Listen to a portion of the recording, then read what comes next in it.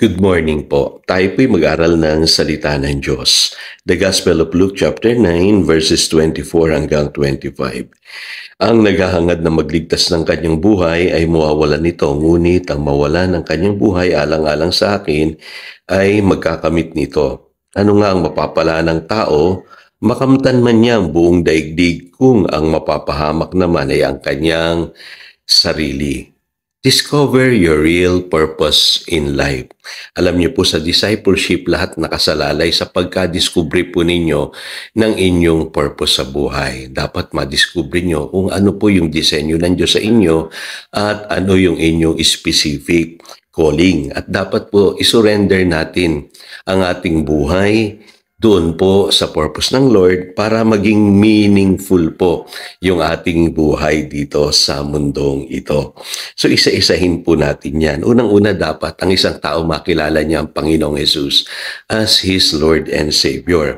Kasi sa buhay na ito, marami namang successful marami namang mayaman, marami namang sabihin natin nagtagumpay sa sanlibutan. Pero hindi nila na-discover yung real purpose ng kanilang buhay. Nakakalungkot po yun. Kaya ang sinasabi po ng Biblia mahalaga ano ang mapapala ng tao? Makamit man niya ang lahat ng bagay sa mundong ito kung mapapahamak naman ang kanyang kaluluwa. At marami pong tao ang ganyan. Dapat po ang isang tao madiskubre niya muna si Kristo at dun siya magsimula. At alam niyo po sa discipleship, pinaka-basic po yan. Dapat po ay malinaw sa atin na ang katotohanan na apart from Christ, we are nothing. Walang silbi ang ating buhay kung tayo hiwalay kay Kristo. Pangalawa po, dapat maintindihan natin yung purpose ng Lord. At huwag natin ipilit yung ating gusto. Sabi po sa Proverbs chapter 19 verse 21, many are the plans in a person's heart, but it is the Lord's purpose that prevails. So, linaw, kahit minsan ginugusto natin yung maraming bagay, iiral pa rin yung plano ng Lord sa ating mga buhay. At sa Romans chapter 8 verse 28, the moment na tayo po'y na-born again, ang sabi ng Biblia, and we know that in all things, God works for the good of those who love Him, who have been called according to His purpose. So malinaw, no? Yung purpose dapat ni Lord ang mauna sa ating buhay. Minsan po kasi nakikipag-agawan tayo kay Lord Kumbaga parang nakikipaghilahan tayo. Lord, yung purpose ko, hindi yung purpose mo. Ang sabi ng Lord, ang mahalaga yung purpose ko, hindi yung purpose mo. Kaya nagiging malungkot po tayo sa buhay na ito. Tandaan nyo po, ang discipleship pag-align sa purpose ni Lord. Hindi yung ipipilit natin yung ating kagustuhan. Ngayon, dapat madiscover rin natin yung ating calling. Alam niyo po, sabi ng Biblia, we are fearfully and wonderfully made. Sabi sa Psalm 139 verse 14. So ibig sabihin magkakaiba tayo. Meron tayong kanya-kanyang uniqueness. May kanya-kanya tayong disenyo.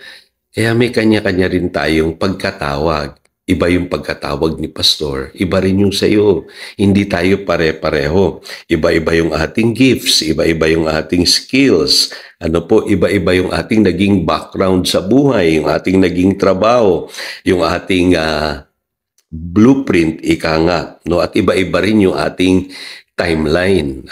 Merong tao na maaga pa lamang na-discover niya na kaagad yung kanyang layunin sa buhay. Pero may mga tao na late bloomer. Pero huwag kayong madi-discourage. Kasi yung purpose pa rin ni Lord ang iiral sa inyong buhay. At lagi niyong iisipin, kagamit-gamit kayo sa Panginoon. Hindi nyo lang nadidiscover pa marahil yung inyong disenyo. Kaya alamin mo muna kung ano yung iyong calling. Ngayon, ito po yung pinakamahalaga. Discipleship is about alignment. Knowing what God has called you to do. Kaya sa buhay po napakahalaga.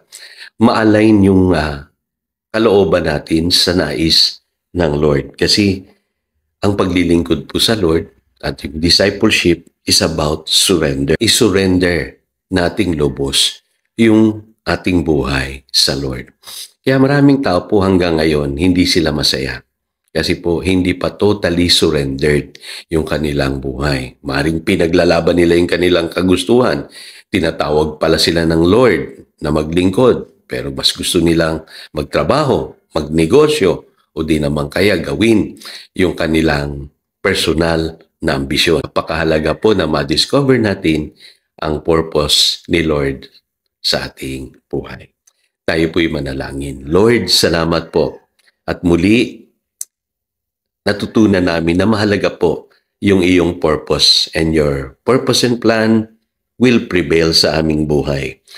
At minsan sa aming po Christian life, lagi kaming nag-i-struggle kasi po hindi namin alam ito.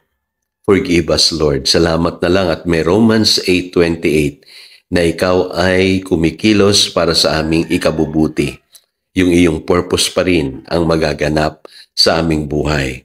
Kaya Panginoon, ang dalangin ko po sa bawat isa sa amin today, mag-surrender kami ng aming buhay sa iyo, Panginoon, para lubusan naming madiskubre yung specific purpose mo para sa amin. Yan pong aming panalangin in Jesus' name. Amen and amen. Again, so si Pastor Jojo nagpapaalala upang daluyan tayo ng pagpapala, manatili tayo sa kanyang salita. Good morning.